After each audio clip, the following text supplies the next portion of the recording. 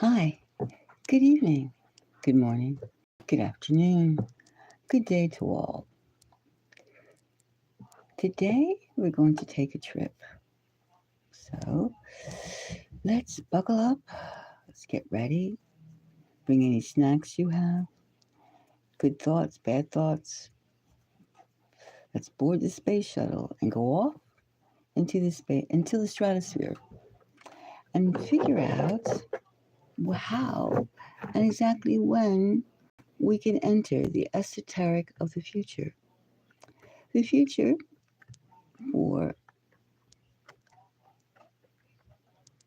Donald Trump. So as we board the ship, let's just remember to fasten our seatbelts, put on our psychic helmets, and contemplate. Take a deep breath and relax, because we're going to go into the ether of what if, what shall be, what might be, what could be, what should be, all those kind of ifs, those different dimensions. Nothing's set, nothing is solid. It's just flowing in the ether.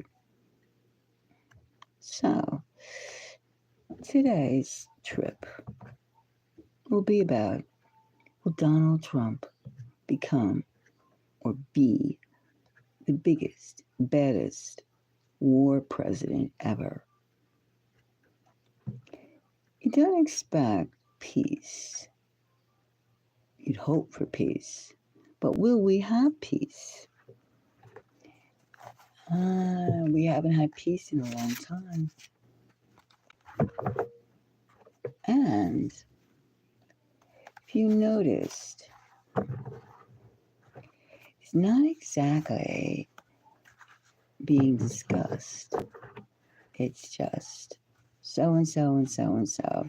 One side playing the other side, as though human lives were not at stake. Human lives were not being taken.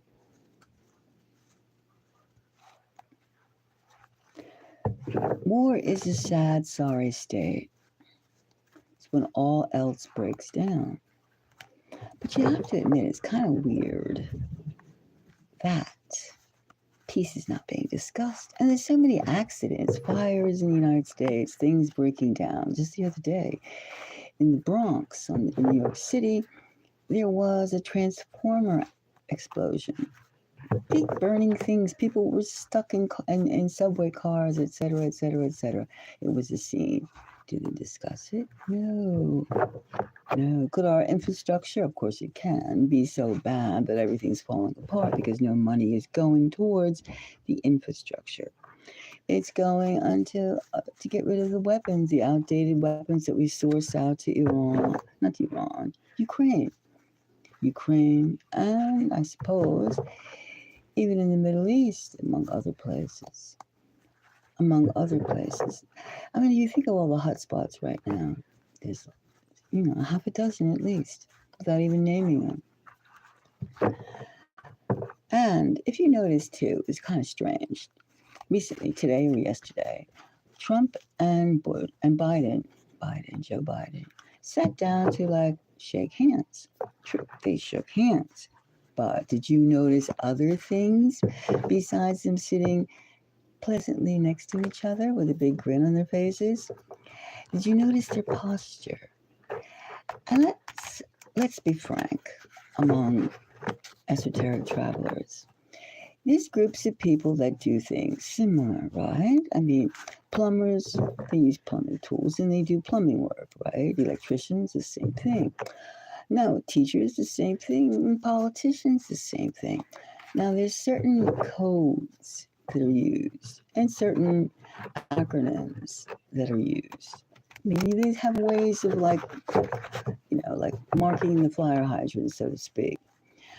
And even people that are entertainers, and all of us are, in a way, entertainment for somebody else, right? They have trademarks. Well, anyway, I'm saying, did you notice the posture and the hand gestures of Trump and Biden? Go take a look. I bet if you have the time, you can read up about hand gestures and postures. Anyway, the thing was, it seemed to be strange that all the hostility, calling for all the name calling, grown ass men calling each other names, sat down for a photo op. It's just, So, and we also know that Biden has recently approved billions to the end of his presidency in January 2025, for money to go to Ukraine. The endless bucket of waterfall of spending money that we don't have and adding to our debt. So the war is not being, the war spigot is not being turned off by Joe Biden. Will it be turned off by Trump? Or he'll say, well, the situation is out of hand. Well, let's do a reading and see just how, hello. Hi, how are you? Hi, everybody.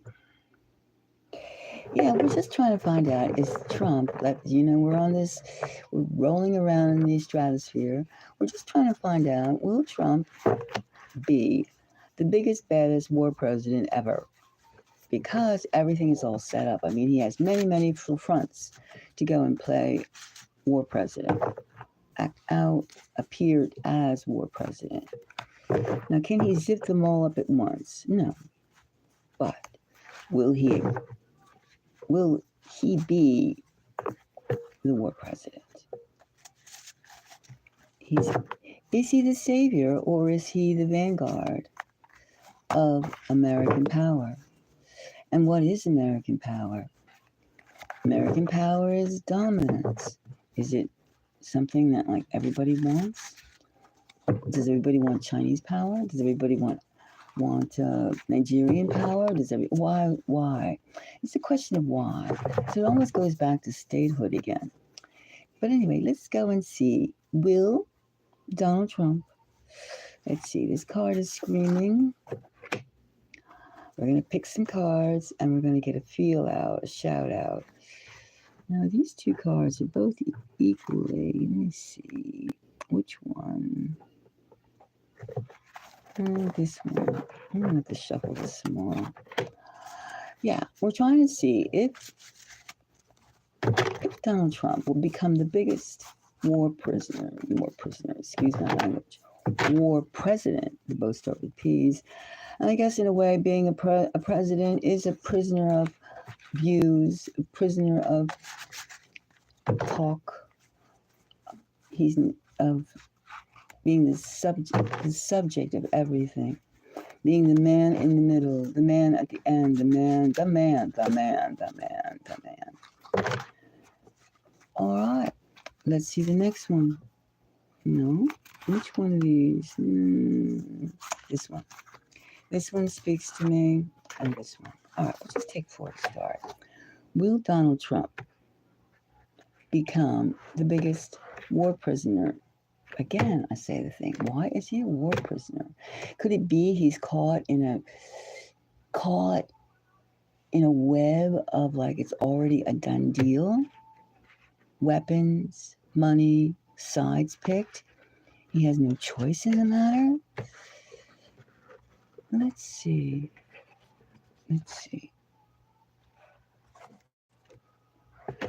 Upside down. Let me turn them back up this way.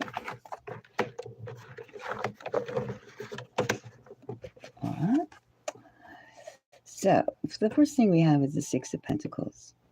How is this relevant? 6 of Pentacles with Donald Trump becoming a war president. He's playing both sides. He's trying to be, to his constituents that elected him, he's trying to be one thing, and to the existing power source, he's also acknowledging. That's what it could be. He's the left and the right, the pro-war and the anti-war. Well, there's no anti-war right now. It's just pro-war. pro-war, and he's just going through the motions. That could be Donald Trump's first step. And then here we have the Page of Wands.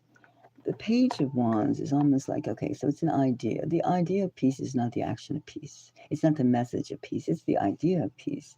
The message of war, again, the opposite. The message of war. Will he be a wartime president? That's a question. That could be like the beginning step. He has 2 months yet to get into office. The Fool. And we have an upside down Fool. Upside down Fool. There is no diversity there's no diversity of role play. There's one way. Seems like a war president will only have one role to play.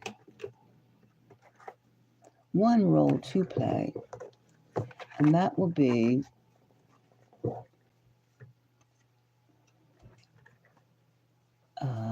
war president, perhaps. There's no peace. There's no peace. Strong man. That's the only role to play as a strong man.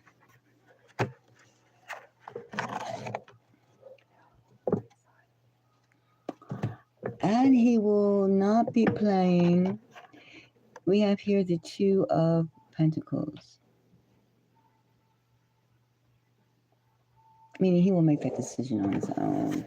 He will make that decision on his own. He will not follow NATO. He will not follow. Hi, how are you? Yeah, so let's examine this a bit more. All right.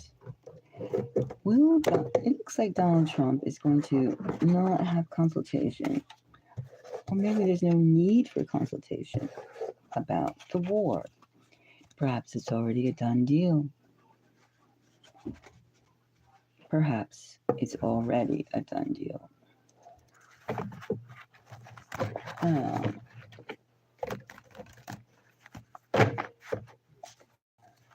Will Donald Trump be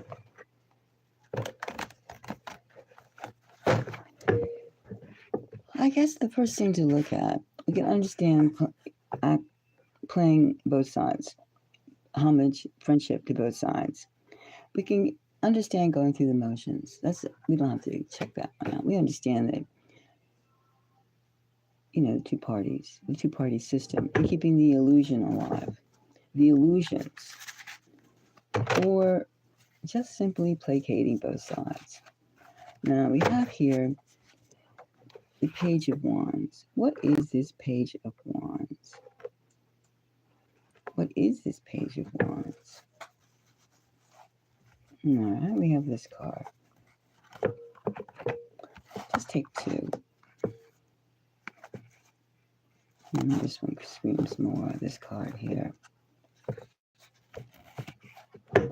These two cards. Now, what is this Page of Wands? A new idea? Peace? It doesn't feel peace. We're not asking about peace. We're asking about war. So let's see. We have the Nine of Wands. And we have a big ego.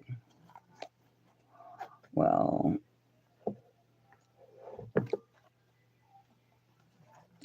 again, we see this not exactly Donald Trump doesn't seem to be wanting to be part of the flock with the war. He will shoulder with his Bravo talk. He seems to be the type. He is the type to shoulder the war talk. If you don't do what I say, we will fry your ass type of thing.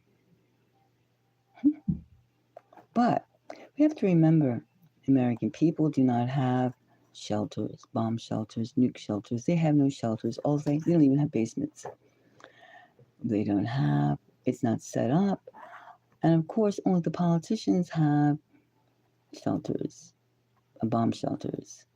Not us, not the masses, not the civilians. And war is all about not hitting army versus army. It's about putting pain upon pain towards civilians, to the people of the country. So they feel the pain and they want to change leadership. That seems to be the way that war is being fought these days. So we understand that this page of wands is the fact of a solo operation about the United States, whether Trump would lead. He's not going to wait for anybody else. He's not going to wait for NATO countries. He's going to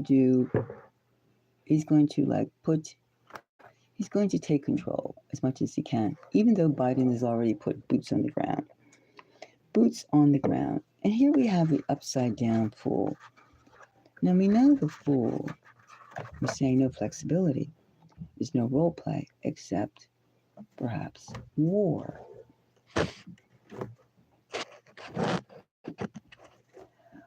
Perhaps war is the only step that is left. War. There's no wiggle room. Is that what the upside down fool tells us? Let's just draw one more card on this one. One more card. Let's see now. Which card speaks to us? This one. Let's see if we can get. We have the King of Wands, which means one person makes the decision. It's one way. One way. My way is the only way. We have a very authoritarian step towards this inflexibility. That speaks that it's not being put, it won't be put through Congress, it will simply be like an executive action. It seems like Trump, he'll go through the motions prior, but war's on the table.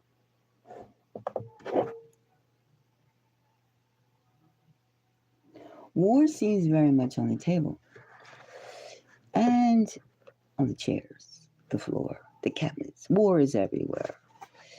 And then here we had an upside down Two of Wands. Again, all these things connotate solo decisions.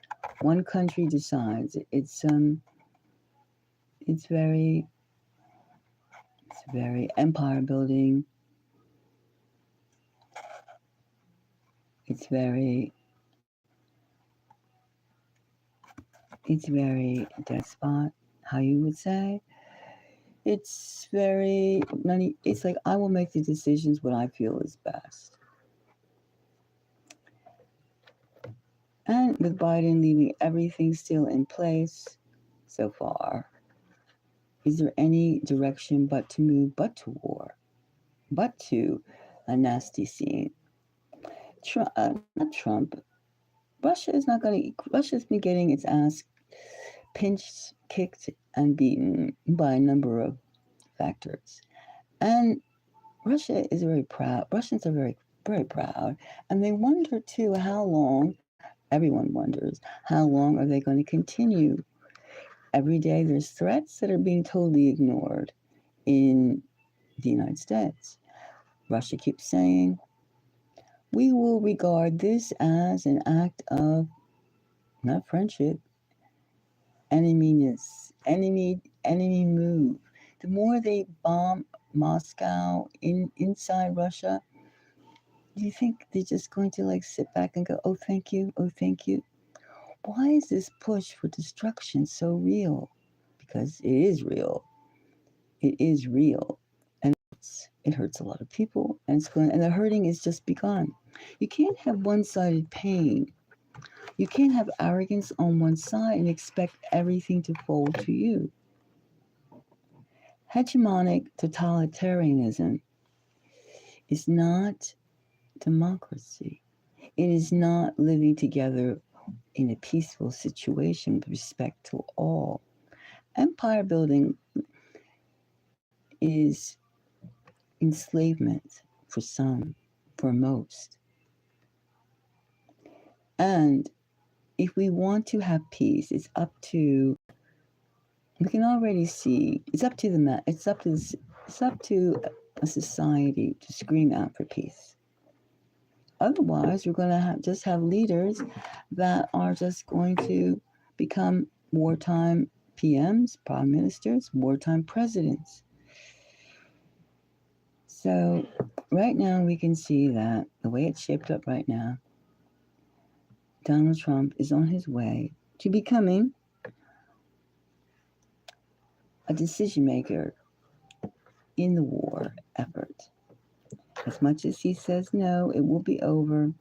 Perhaps it would be over if he says, if you don't stop this, I'll bomb you. And what is going to be the answer? Are they going to cow and be conquered? Please, go have some more ice cream cones if you think that. No, they will not just roll over. Remember, right now we have Russian nuclear submarines circling the United States.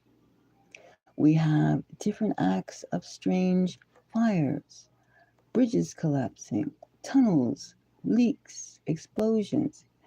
And we're saying, a rat did it, cockroaches ran over something. No, come on. I have bridges to sell you from like 50 years ago if you believe and accept that dribble. It is not the way. And remember, 51 immigrants, 51 people have 51 million. You got that? Have just poured into the United States. Now we know 51 million people, they're not all good guys and good women. They're mostly guys, but they're not all good guys. Come on, get real. Don't be naive to think that Russia is going to roll over and play dead or say, I'm sorry. No. They're tapping their fingers. They're not doing nothing and just being like with a big smirky grin. No, they're doing things. It's just not being spoken. And in the meantime, as the economy becomes worse and worse and worse in the United States, we are just falling apart and hoping that some Messiah will come from the clouds and rescue our deranged selves. Do you understand the fallacy of this all wanting to even to be thinking about war? There should be peace plans. There should be we will do no more. But yet, people that are in their 70s and 80s are acting like toddlers, having tantrums. Maybe because they don't have long lives ahead of them. I don't know what the problem is. However, ultimate radicalism is killing in wars. That's the ultimate. And we should strive to put a halt on this. And electing a leaders who will not follow the way of peace is not changing course. It's advancing.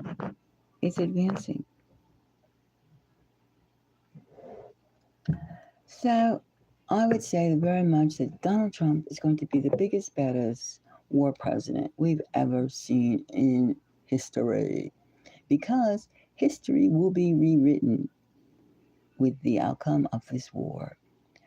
And the United States empire is not looking too good, will not look too good. Why? There's a number of reasons why. The main thing is war. War is not the way.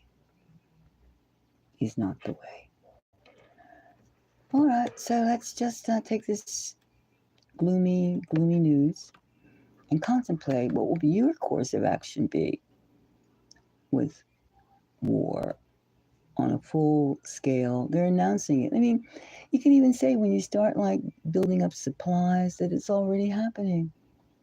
I mean, of course, we're not perchance building up supplies in terms of outwardly anyway, publicly. But we're not building peace. We're not building friendships. We're digging ditches. We're sending drones. People are getting bombed with our equipment. It's not a good sign. It's not a good thing. And we're being immature to think that the homeland, United States, doesn't matter, and we have to keep on just bombing, sending equipment, and just ignoring lots of problems. That won't work.